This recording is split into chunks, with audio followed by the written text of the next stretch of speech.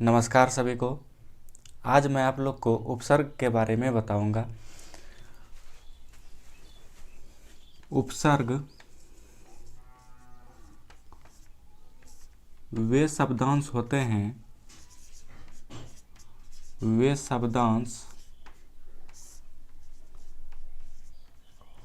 हैं जो किसी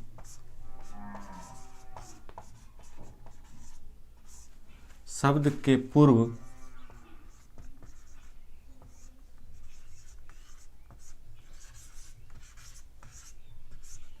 लगकर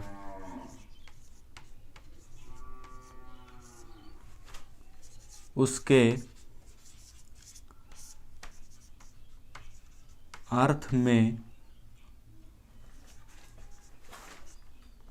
परिवर्तन कर देता है।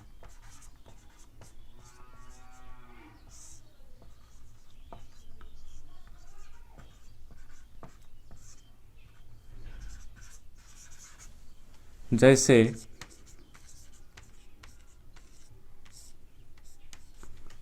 अनुरूप,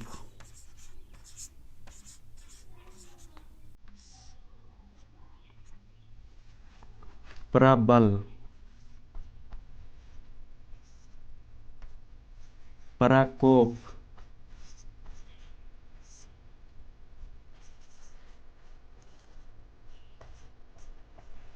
आदि। हिंदी के 21 उपसर्ग होते हैं। यही उपसर्ग क्या करता है कि किसी भी शब्द में लग के उसके अर्थ को बदल देता है। जैसे ही पहला उपसर्ग है प्र। प्र प्र मतलब होता है अधिक, और इसको बल के साथ में लगाया। बल शब्द है, बल मतलब होता है ताकत, परा मतलब होता है अधिक, मतलब अधिक ताकत वाला, उसी को हम लोग बोलते हैं प्रबल। फिर दूसरा है परा। परा मतलब होता है निषेध, किसी भी चीज़ को नकारना। जैसे जय, किसी चीज़ का जीत हो रहा है तो उसमें पराल लगा दिए तो वो गया पराजय, तो इस शब्द बन जाएगा इसका पराजय। पराजय मतलब हारना। शब्द को क्या कर रहा है, बदल रहा है। उपसर्ग का यही अर्थ है कि किसी भी शब्द के पहले आएगा, किसी भी शब्द के ये पहले आएगा और आके उस शब्द का अर्थ को बदल देता है। जैसे तीसरा है अप। अप का अर्थ होता है हीनता, और इस शब्द एक शब्द है और अप में लग गया तो ये हो जाएगा अपशब्द। ये हो जाएगा अपशब्द, इसका सब अर्थ को अनर्थ कर देता है, अर्थ जो है बदल जाता है। जैसे अनु। अनु का अर्थ होता है पीछे, एक गौमी के साथ में लगा। गौमी मतलब होता है चलना, और अनु लग गया गौमी के साथ में तो हो गया अनुगामी, मतलब पीछे चलना। जैसे अब है। अब एक अब एक उपसर्ग है और इसका अर्थ होता है अपमान। गुण के साथ में लग गया तो गुण गुण होता है, ये गुण के साथ में ही लग गया, ये हो जाएगा अपगुण। उसी तरह यहाँ देखेंगे रोध, मतलब किसी भी चीज़ में अवरोध हो रहा है, रुकावट हो रही है। जैसे यहाँ अनु है। अनु अनु एक अनु एक उपसर्ग है। अनु का अर्थ होता है पीछे, और अनुकूल मतलब उसी के अनुसार चलना। फिर है अब। अब मतलब होता है अपमान। अब मतलब होता है, अब का अर्थ होता है अपमान, और अब जो है गुण शब्द के आगे लगा हुआ है। अब जो है गुण शब्द के आगे लगा हुआ है, इसलिए इसका अर्थ हो गया अवगुण। अवगुण का अर्थ ही अलग हो जाता है। यदि अब को हम हटा दें, पहले है मेरा गुण, लेकिन अब लगाने के बाद ही बन जाएगा अवगुण। उसी तरह से अनु है। ये अनु भी किसी शब्द के आगे लगा हुआ है। कोई भी उपसर्ग होता है वो किसी शब्द के आगे लगता है और वो अर्थ में, शब्द में परिवर्तन कर देता है, शब्द में अर्थ का परिवर्तन कर देता है। जैसे ये नीर। नीर मतलब होता है निषेध। ये नीर जो है दोष के साथ में लग गया तो ये बन जाएगा निर्दोष। फिर नीर धन। ये यदि नीर को हटा दें, यह शब्द है धन, और धन के साथ में नीर लग गया तो ये बन जाएगा निर्धन। उसी तरह से दूर है। दूर का अर्थ होता है बुरा, और दूर जो है बल के साथ में लग गया तो ये हो जाएगा, बल मतलब होता है ताकत, और दूर लग गया तो ये हो जाएगा दुर्बल। फिर गम मतलब होता है रास्ता, फिर ये दूर लग गया ये हो जाएगा दुर्गम। फिर दुष् मतलब उपयोग के साथ में दूर लग गया तो ये उपयोग, अर्थ था पहले उपयोग, और ये बन गया दुरुपयोग, ये अर्थ में परिवर्तन कर दिया। जैसे वी है, वी का मतलब होता है भिन्नत, मतलब अलग। फिर वी मतलब होता है भिन्न। और देश मतलब देश एक शब्द है और देश के आगे में लग गया वी तो ये बन जाएगा विदेश। फिर जैसे आ मतलब होता है, आ का अर्थ होता है तक। और पहले शब्द है जन्म, जन्म के आगे लगा हुआ है आ, जन्म के आगे उपसर्ग लगा हुआ है आ, इसका अर्थ हो गया जन्म तक। फिर यहाँ मरण एक शब्द है और मरण के आगे आ उपसर्ग लगा हुआ है, इसलिए इसका अर्थ बदल गया, ये हो गया आ मरण, मतलब मरण तक। उसी प्रकार से मेरा है उपसर्ग नी मतलब होता है अभाव। और डर, डर के आगे लगा हुआ है तो ये हो जाएगा निडर। निडर मतलब होता है डर का अभाव, उसको डर नहीं है। उप मतलब होता है समीप, उप का अर्थ होता है समीप। और नाम के आगे लग गया तो ये उपनाम, इसका उपनाम मतलब नज़दीकी नाम। फिर आ मतलब होता है नहीं, नहीं का आ का अर्थ होता है नहीं। अभाव के आगे लग गया तो अभाव मतलब किसी चीज़ का अभाव है। जैसे अधि का अर्थ होता है अधिक, और पति के लग गया आगे लग गया तो ये हो जाएगा अधिपति। फिर अति मतलब होता है अधिकता। उपसर्ग है अधि का अर्थ होता है अधिक, और पति के आगे लग गया इसलिए इसका हो गया अधिपति। अति मतलब अधिकता, किसी भी चीज़ का अधिकता। और आचार, किसी भी चीज़ आचार है उसके आगे अति लग गया मतलब अधिकता लग गया तो हो जाएगा अत्याचार। किसी पे ज़्यादा आचार विचार कर रहे हैं तो वो अत्याचार हो जाता है। फिर अभी का अर्थ होता है अधिकता। और नव मतलब होता है नया, नव एक शब्द है, शब्द के आगे उपसर्ग लग गया अभी तो ये हो जाएगा अभिनव, मतलब इसका अर्थ बदल गया, मतलब हो जाएगा अधिक नया। इसका अभिनव का अर्थ होता है अधिक नया तो इसका उपसर्ग है अभी। फिर प्रति मतलब होता है एक, अब प्रति मतलब एक, दिन एक शब्द है, दिन के आगे लग गया प्रति इसलिए हो जाएगा प्रतिदिन, मतलब एक दिन। परि उपसर्ग है, इसका अर्थ है अधिक। और ये पूर्ण शब्द के आगे लग गया परि इसलिए हो जाएगा परिपूर्ण, ये शब्द बन जाएगा परिपूर्ण। फिर उपसर्ग है कुछ मतलब उपसर्ग है कु मतलब होता है बुरा, और संग के आगे लग गया तो ये हो जाएगा कुसंग, मतलब बुरा, कुसंगति, जैसे बुरा संगति। फिर स्व मतलब होता है अपना, स्व का अर्थ होता है अपना। और देश एक शब्द है तो देश के आगे लग गया स्व तो ये हो जाएगा स्वदेश। फिर सा मतलब सा का अर्थ होता है साथी, और गामी के आगे लग गया, गामी शब्द के आगे लग गया इसलिए हो जाएगा ये सहगामी। तो ये सब उपसर्ग है और किसी शब्द के आगे लगकर क्या करता है, उसके अर्थ में परिवर्तन कर देता है, उसके अर्थ में परिवर्तन कर देता है। हिंदी के 21 उपसर्ग होते हैं जो किसी शब्द के आगे लगकर उस शब्द में परिवर्तन कर देता है, शब्द के अर्थ में परिवर्तन कर देता है, उसी को हम लोग उपसर्ग कहते हैं। ये 21 उपसर्ग हम लोग को याद रहना चाहिए। अब हम लोग देखेंगे प्रत्यय के बारे में।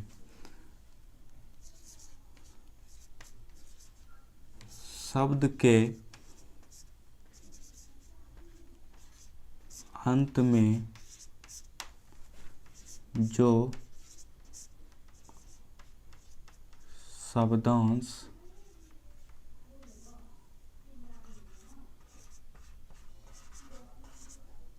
लगाए जाते हैं और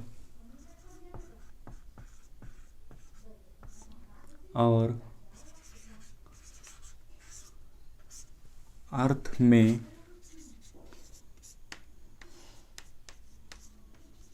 परिवर्तन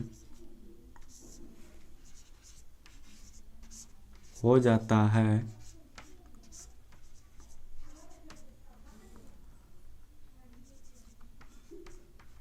उसी को प्रत्यय कहते हैं।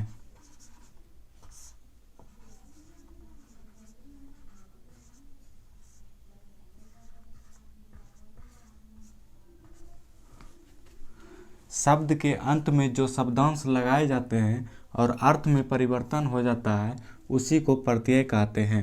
जैसे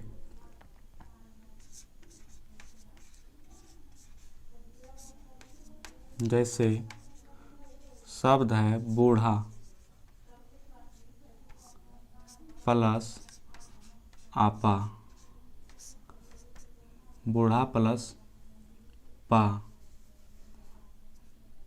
बूढ़ा प्लस पा बराबर बूढ़ापा।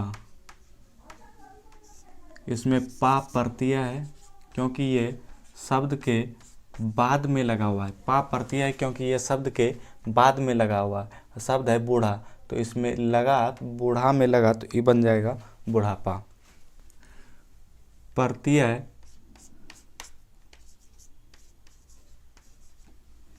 प्रत्यय दो प्रकार के होते हैं।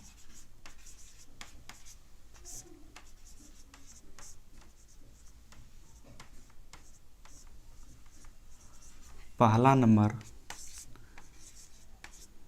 कृदंत प्रत्यय। कृदंत प्रत्यय किसी भी क्रिया के बाद जो प्रत्यय लगा हो उसे कृदंत प्रत्यय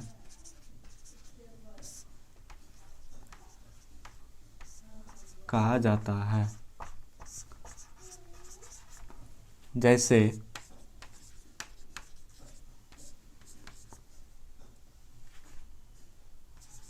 दौड़ना एक क्रिया है, हंसना एक क्रिया है, बोलना एक क्रिया है। इसमें यदि दौड़ना, इसमें यदि वाला प्रत्यय लगा दिया जाए तो ये हो जाएगा दौड़ने वाला। दौड़ने वाला। हंसना शब्द है, हंसना में वाला प्रत्यय लगा दिया जाए तो ये हो जाएगा हंसने वाला। हंसने वाला। बोलना एक शब्द है, यदि इसमें वाला प्रत्यय लगा दिया जाए तो इसका बन जाएगा बोलने वाला। बोलने वाला। ये था कृदंत प्रत्यय। दूसरा नंबर तद्धित प्रत्यय।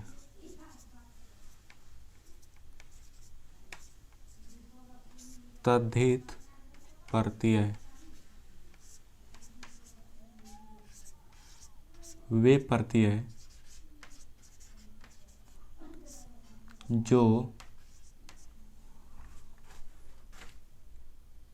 जो संज्ञा, सर्वनाम, विशेषण,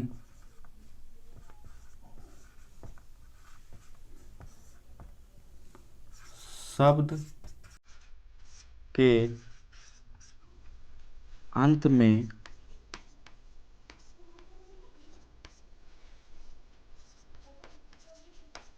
लगाया जाता है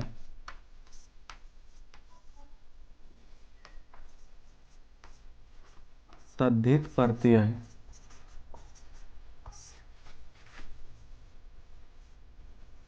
कहलाता है।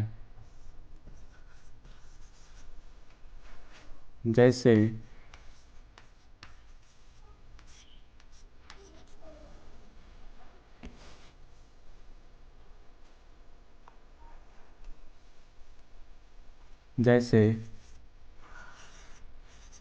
लकड़ प्लस हारा बराबर लकड़हारा। दूसरा गाड़ी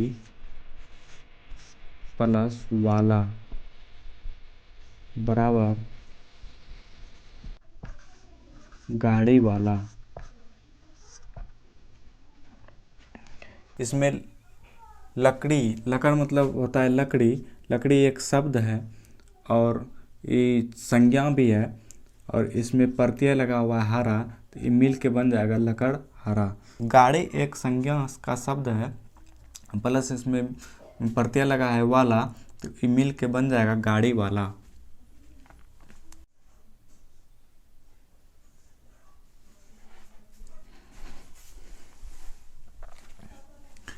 यह है शब्द उड़ और यह प्रत्यय अंकु। तो इस उड़ शब्द और प्रत्यय मिल के, प्रत्यय लास्ट में होता है, किसी भी शब्द के लास्ट में प्रत्यय लगता है, प्रत्यय लगने के बाद जो शब्द बनता है और उसमें जो परिवर्तन होता है उसी को प्रत्यय बोलते हैं। जैसे ये उड़, ये है अंकु, ये मिल के बन जाएगा उड़ंकु, उड़ंकु। जैसे ये टिक, ये आऊ, आऊ प्रत्यय, टिक शब्द है, आऊ प्रत्यय है, तो ये बन जाएगा टिकाऊ। तैर शब्द है, आक प्रत्यय है, तो ये मिल के बन जाएगा तैराक। लड़ शब्द है और आका प्रत्यय है, तो ये मिल के बन जाएगा लड़ाका। खेल शब्द है और आड़ी प्रत्यय है, तो ये मिल के बन जाएगा खेलाड़ी, नए शब्द बन जाएगा खिलाड़ी। झगड़ा शब्द है और आलू प्रत्यय है, तो ये मिल के बन जाएगा झगड़ालू, झगड़ालू। बड़ शब्द है, या प्रत्यय है, तो ये मिल के बन जाएगा बढ़िया। मर शब्द है, यल प्रत्यय है, तो ये मिल के बन जाएगा मरियल, नया शब्द बन जाएगा मरियल। लूट शब्द है, एरा प्रत्यय है, तो ये मिल के बन जाएगा लुटेरा। चिकना शब्द है, हट प्रत्यय है, तो मिल के बन जाएगा चिकनाहट।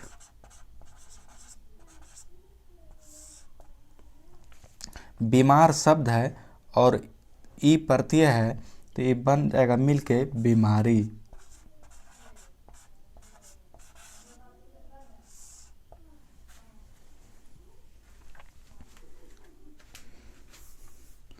पढ़ शब्द है और वैया प्रत्यय लगा हुआ है, तो इस मिल के बन जाएगा पढ़वैया।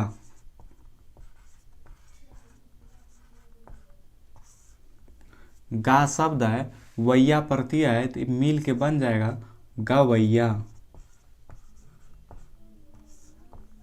मिलन शब्द है, सार प्रत्यय है, तो मिल के बन जाएगा मिलनसार। रख शब्द है, वार प्रत्यय है, तो मिल के बन जाएगा रखवार। लघु शब्द है, ता प्रत्यय है, तो मिल के बन जाएगा लघुता।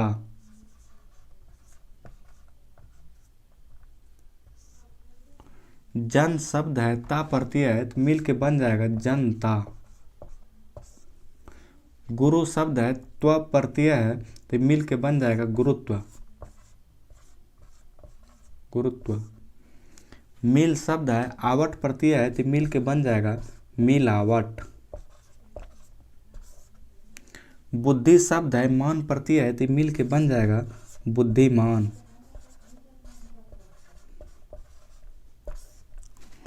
माया शब्द है, वी प्रत्यय है, तो मिल के बन जाएगा मायावी। जल शब्द है, मय प्रत्यय है, तो मिल के बन जाएगा जलमय। धन शब्द है, वान प्रत्यय है, तो मिल के बन जाएगा धनवान। स्वर्ग शब्द है, ईय प्रत्यय है, तो मिल के बन जाएगा स्वर्गीय।